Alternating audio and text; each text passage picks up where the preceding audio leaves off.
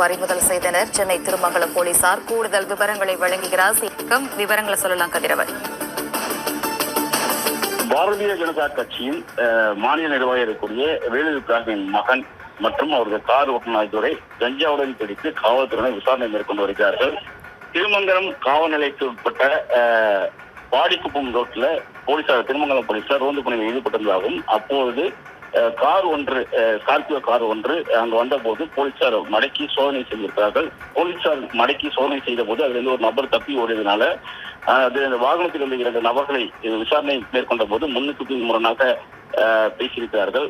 தொடர்ந்து காவல் நிலையம் அழைத்து சென்று அவர்களை விசாரணை செய்த போது ஒரு நபர் கல்லூரி மாணவரான அப்துல் ரஹ்மான் என்பதும் இவர் வேலூர் இப்ராஹிமின் மகன் என்பதும் தெரிய வந்திருக்கிறது. மற்றொரு நபர் கார் ஓட்டுநரான ரஷீத் என்பதும் தெரிய வந்திருக்கிறது.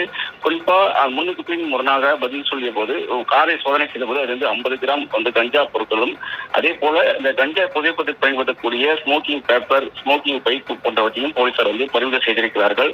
அவரிடம் நடத்தப்பட்ட விசாரணையில பிலால் கடையில பிலால் கடைக்கு சாப்பிட சென்ற போது அடையாளம் தெரியாத நபர் ஒருவர் அங்கு லிப்ட் கேட்டதாகவும் அவரை அழைத்துக் கொண்டு மவுண்ட் ரோட்டில் இருந்து பாடிக்குப்பத்துக்கு இறக்கிவிட வரும்போதுதான் போலீசார் சோதனையில் சிக்கியதும் போலீசாரை கண்டதும் அந்த நபர் தப்பி ஓடியதாகவும் அவர் தெரிவித்திருக்கிறார்கள். இருந்த போதிலும் இவர்கள் கஞ்சா குடித்திருக்கிறாரா என்று அறிவதற்காக அவர்களை KMC மருத்துவமனைக்கு தற்போது அழைத்து சென்றிருக்கிறார்கள். மருத்துவ பரிசோதனை செய்து அவரிடம் தொடர்ந்து விசாரணை நடைபெற்று வருவதாகவும் தெரிவிக்கப்பட்டிருக்கிறது. 50 கிராம் கஞ்சா மற்றும் அந்த கஞ்சாவை பயன்படுத்தக்கூடிய ஸ்மோக்கிங் பேப்பர், ஸ்மோக்கிங் பைப்பை போலீசார் பறிமுதல் செய்திருக்கிறார்கள்.